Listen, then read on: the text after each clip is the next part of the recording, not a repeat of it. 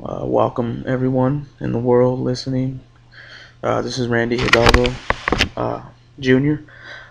I'm here for another recording. Started a YouTube channel back a couple days ago and just wanted to record my second show. I came across an interview of a guy named Ben McLeish. He's a technical information systems worker. That's his position. He works, I guess, for the libraries. I'm assuming managing their information and the books through the use of technology. But he also, in his spare time, uh, advocates and he delves into the knowledge of the Zeitgeist movement. And he's a very intelligent gentleman. I listened to him on the California chapter website, and I just wanted to expand on a couple of thoughts he had. Well, not a couple, but an extensive interview of thoughts that he had. One being our current culture and what we value as far as profit and wealth. Obviously, corporations, people who own corporations will do anything for profit, for the gain of money, um, whether that means holding people in prison longer so the private sector's owners of those prisons get money from the state to house those prisoners. They'll do that. I think we've seen that through my experience. I have, and in our state in California, we have that problem. We've had issues with inmates not being released because of um, them getting word from the state that they have to stay longer, and then you get them protesting and not eating food, not really knowing the real cause of the prisoners not eating food for almost a week. We just hear what the media, puts in their mouths about why they were not eating, which is really general when they explain that. So you don't even really know the specifics or reasons why. So not to go too far on a tangent, but um, basically, uh, in inhaling wealth, if you would, is very detrimental to society. There's so many negative effects that it has on its people. So talking more general about America and our current monetary system, it just it doesn't work for the right reasons to fix the problems. And that's another thing. We need problems in our country to supply jobs to people. Because if there wasn't problems, people wouldn't have jobs.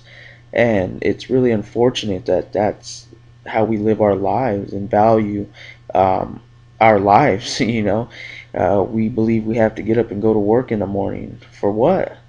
You know, what are we really affecting? What when we go to work? To be honest, we're affecting our families in negative ways. Our kids are not with their parents for 8 hours plus out of the day, 5 days a week, sometimes six, maybe seven if you're in the labor force, which is slowly diminishing because of technological unemployment. So you don't even get to spend time with your kids. Fortunately, now with the unemployment rate so high, you can. And the only thing that's kind of sidetracked people though from still understanding the value of being with your kids is our own self-interest. I feel reading the Zeitgeist material and listening to other people that expand upon the Zeitgeist material, it really makes sense when you think about the self-interested beliefs that we inherit through our system, through our country, which is based on a system that feeds off of profit and power, and they want more and more and more. And like the Wall Street, the market is basically trading debt for debt, and then hopefully you can get make money on it by investing it, wisely. Which makes no sense. I mean, stocks go down in price, so they are worth less. So then you sell them so you don't lose money that you paid for when you bought the stock. So if you buy stocks and they go up, eventually they're going to go down. Just like the old saying goes, what goes up must come down. So are you going to sell the stocks before it hits the price of what you bought them for? Yes, of course. Okay, so therein you sell it and you have made only what you profited after it went up so high and then it came back down. So you didn't profit nothing but buying things that really don't matter and contribute to society in a productive way, which is probably like the big screen TVs and the big SUVs and cars.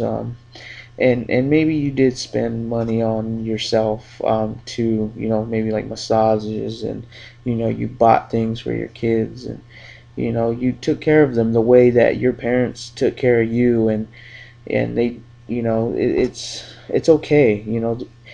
People with money are good people, and that's not to say that they are bad people. They're smart. They're have money for a reason. It's just their core values and beliefs about understanding what problems are occurring because of the way they live and spend and buy things in this system. I think they really don't understand that um, aspect of it, and if they do, it really don't matter because they don't see a plausible solution to overturning the way things are, because they just, to me, don't want to believe that it's a possibility. And why would you, when you are at the top of the monetary world and have all the money you can spend and enjoy life in the world? Well, what's life spent with only yourself and your immediate family? I'd say it's limited. You experience the world with the ones you love, and that's great. There's nothing wrong with that. But at the expense of buying your way to those nice places and buying clothing while on those trips that really don't matter. Why do we need to buy our way through life? Um, we were born here. It's our planet. Why is money have to determine that I can go to the beach and enjoy the scene? Why does money have to determine why I have running clean water to drink, to live? Uh, that's my thought on it now. Delving into this information of the Zeitgeist movement, I don't understand why money has to exist for people to live. We're born and we live. And what else could you want but to live? In our system, to live, you have to work, you have to buy your way to health, to what they call success, which is what? Having the biggest house, having the biggest TV, um, paying for your kids to drive a car when they graduate high school because you worked for a company for so many years. What if technology is available to where we don't even have to drive vehicles and we can get to places quicker and more efficient and less harmful to our environment without polluting it or dropping oil in the ocean because we need gas to run our cars? I think that's where I see this change in time that really makes sense, is the technology out there that is being created on a daily basis can help plenty of people in a short amount of time. And imagine if we didn't have to work meaningless jobs. I'm not saying there's jobs out there that are meaningful that I think that they get paid, were really underpaid. From what I've learned, is scientists.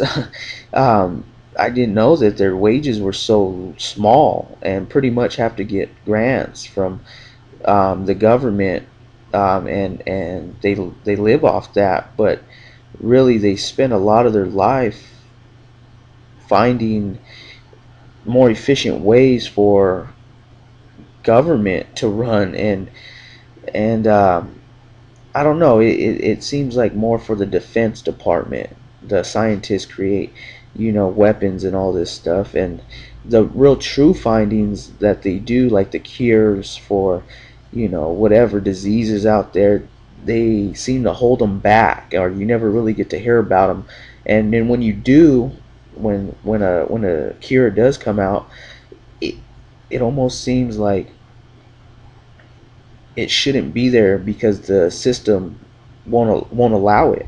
If you have a medicine that cures almost every disease, where would the profit be for um, health care facilities and hospitals and the people who own them?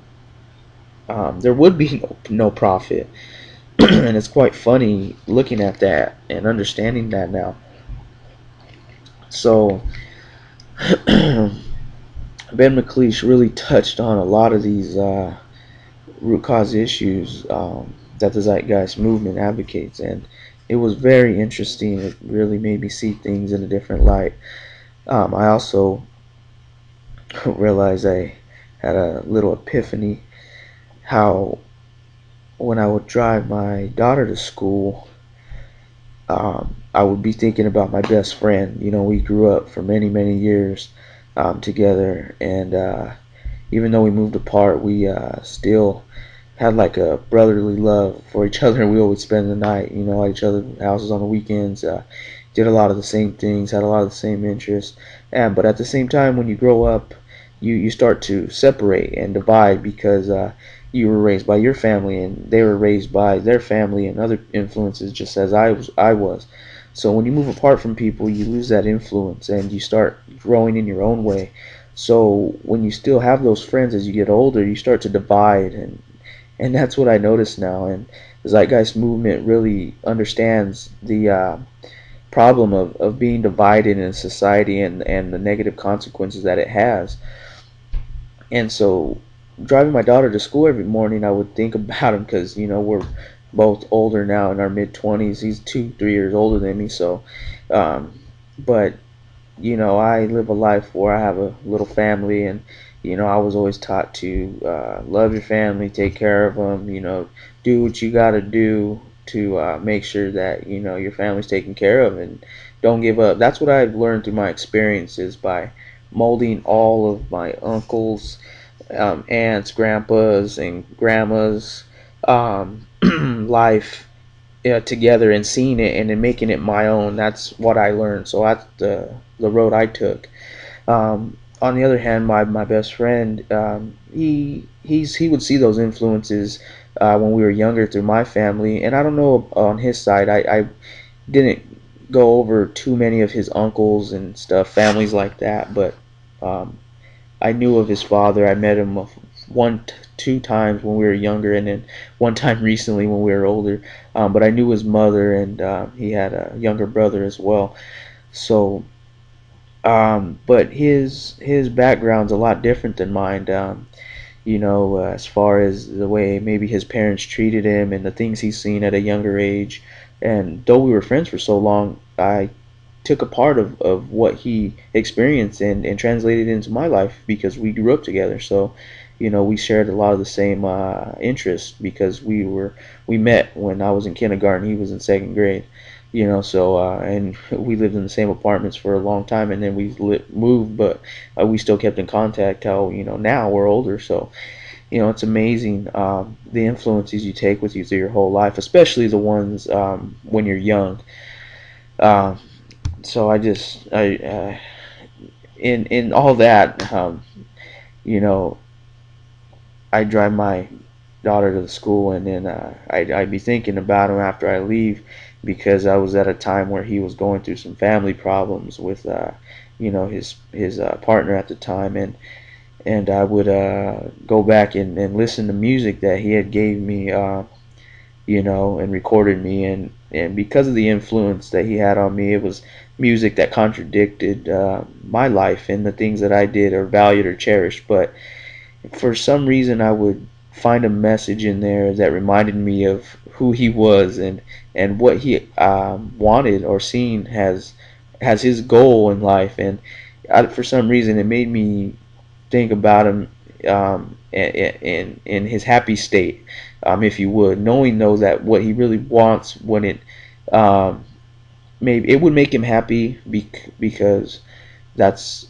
what he values or cherishes. But in the long haul, I think just like everybody else in our society today that thinks money will buy you happiness and everything you want, really don't, and we lose a sense of self, our caring self and our loving self, and I think we get caught up in wanting to only do for ourselves, and not for others, and the world as a whole, which really matters, because we are one society, one human race, just like Ben McLeish stated, and we still continue to talk about ourselves as separate, and being different religions, races, cultures, and having small different beliefs, which divides us more, and which also on the equalitytrust.org website, based out of the UK, I believe, or yeah, um, they have these statistical analysis um, charts up there where they did the scientific method to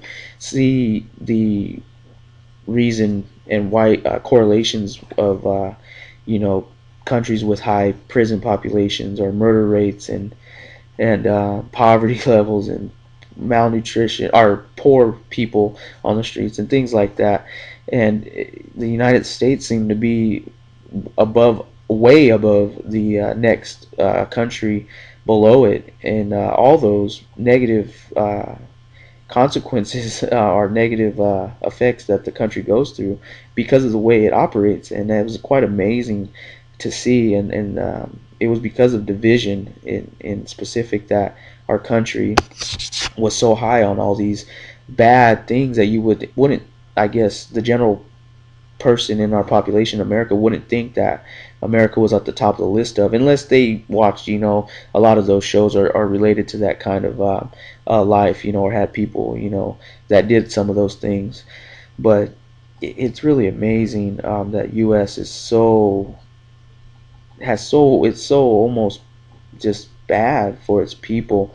The amount of murders that we have, and killings, and poverty levels, and wealth that separates people, and it creates tension and stress because people can't have their basic needs, and people who have money they could buy people that don't have all their basic needs, and still have money for themselves to buy whatever it is that they want, um, which really don't matter, because it's not going to buy them happiness. Yeah, you can't put a monetary value on happiness, if you see the world, um, through what it really is and what it really means to live and be on one planet, in this whole universe, being a small little dot, in this almost,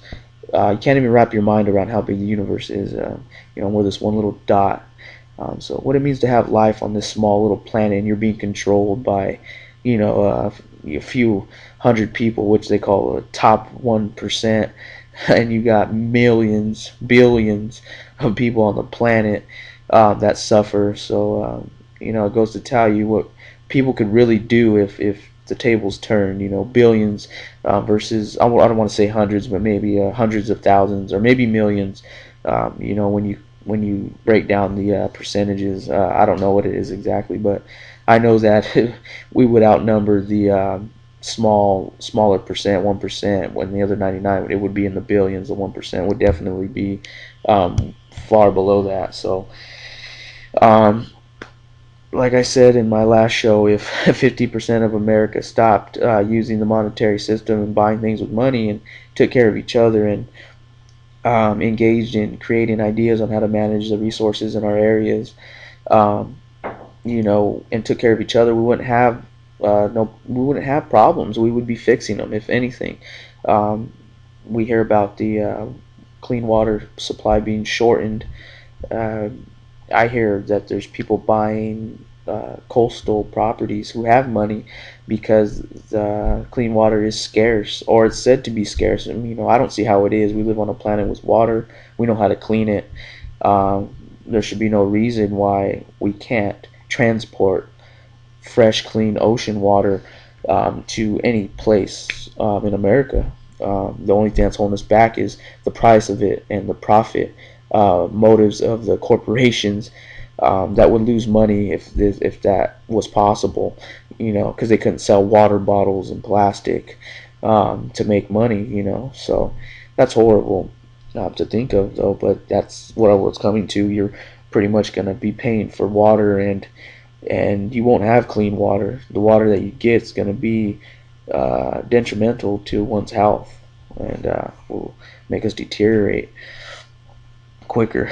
so, um, so taking me back to the last show as well, I find that people who believe in religion and in whatever religion it is, I think all the good that is in those religions helps people understand the importance of helping others, and I wish that was expressed more in the Bible that I grew up with, which is Catholic Christian Bibles, and I haven't even read a lot of the Bible, but what I have read was interesting, and it's expanded my mind a little now to be able to share what I'm sharing with you today, and also understanding that it's obsolete now.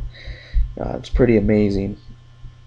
Uh, and Getting back to Ben McLeish, though, he was very detailed and concise and clear in his message, and I really enjoy and like everything that the Zeitgeist movement advocates, because without it, I mean, we wouldn't have a voice. The people who do want to not who the people who do want to eliminate suffering on this planet and see peace and harmony in the world for everyone, we have a voice now, and it never seemed like it was possible until now, until the Zeitgeist movement came into existence. So I think my biggest thanks goes out to Peter Joseph, because uh, he was the one who started it for us to even come together. As far as having a voice is what I'm saying, but the people before him, I gotta appreciate, love, and thank them just as much, because he learned from all those other people, like Buckminster Fuller and Jacques Fresco, and I'm I'm not even sure who he all learned from. All the books he read. I gotta thank all those people as well, and his family, his parents, and for having him, and because he definitely gave the voice to a group of people who are so far divided from each other and from the world, and we didn't even know how to express ourselves and our true values and beliefs, and he really allowed us to do that. So I just want to really thank him for that. And um, man, where would I be without Peter Joseph? Starting this movement, I'd probably still be going to school, which I am, and I have to because I live in this monetary system. But it makes me reanalyze my life and things, and what I'm really capable of doing, and it's for a good cause. I don't see the harm in helping everybody in the world as a whole, and if some people are going to be butthurt over having to lose all the money or paper with ink on it in their pocket or their bank account, which is slowly turning into just numbers and not physical property of money, um, then so be it. I mean, I think they'll get over it when they see that all the problems that it causes, the unnecessary um, issues that happen in the world because of money and greed and power and wanting to control people, just so you have everything and the rest don't. I don't think it should work like that. And there should be no reason why it should still have to go on and work like that. Um, we're a nonviolent movement, and we advocate nonviolence to the extreme, to the 100%. And there's nothing wrong with us expanding our minds a little better or more and reading information, and it's free. So, it can go a long way. I've never understood till this point. It's funny now thinking about it that the information that I've been reading for the past 10 months has been solely, totally, completely free. And it's opened my mind to the world in a much different perspective. And I feel like I've learned so much more than the first 25 years of my life, or 24 years, I'm sorry, 24, 25 years of my life. The last 10 months of my life, I feel like I've learned more, which has benefited me, than what I've learned my whole life, and it's amazing to even have to come to that realization and say that, but it's true, and there's no doubt in my mind that what the Zeitgeist movement advocates is completely 100% harmless to people on every level and is only for the good. And that's what many religions, God or whoever they praise, whatever they praise, wants, right? Is for us to love and to take care of our people. But they seems like they limit it to their people, which is who believe in our religion, which have a lot of negative context that talks about hurting people and killing them or disregarding them because they don't believe you're God. So, I don't see why we should be so separate in our beliefs in as a religion, when it causes problems and wars because countries, go into war because of that. I mean, I look at the Old Testament and um, it has quotes in there like, "I shall kill, anyone who does not believe in your God." Or then there's another one that says, even your sister, your brother, your neighbor, you strike the first blow if they try to influence you about their God and disregard your God, and what the hell is that? I mean, that's just horrible. And you think about the people who came from Europe, Christopher Columbus and his crew, believing in the Old Testament and killing people, which were the Indians. I mean, that's horrible. Why would anybody want to just kill because a book, a writing, says, to do so? If you believe that, I'm your God and this how it should be. I mean, I think that's amazing how powerful a book with words can be. But what I think is more amazing is how powerful um, free information, through video and audio, can expand one's mind to want to take care of everyone in the world and not hurt a single thing. That's pretty damn amazing to me. I mean, I'll keep it G rated because that blows my mind. So I guess I'll end there. I don't want to go too far on a tangent. I was trying to keep the show to under 10 minutes. I do apologize. I didn't have a proper exit on the last show, but like I said, I'm practicing, and I'm just going along with the flow. Pretty much, whatever comes out of my mouth is what's going to be posted, and I don't feel like I should hold nothing back. And I will improve upon every show, and those who continue to listen will see the evolution of Randy Hidalgo Jr.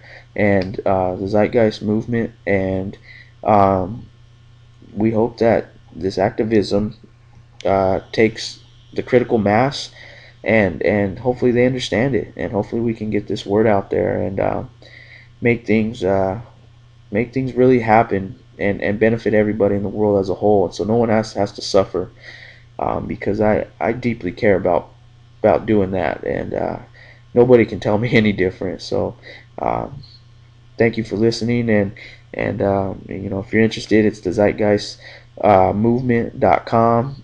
There's your local chapters and everything, so go ahead and check it out, and I mean you'll be amazed. Yeah, just read a couple of their things on there, and it's amazing. It's quite amazing. So thank you for listening, and hope you come back soon, and hear again, listen again. Just trying to spread this awareness, and make people realize another side of their world, and to shift their perception, and expand their minds.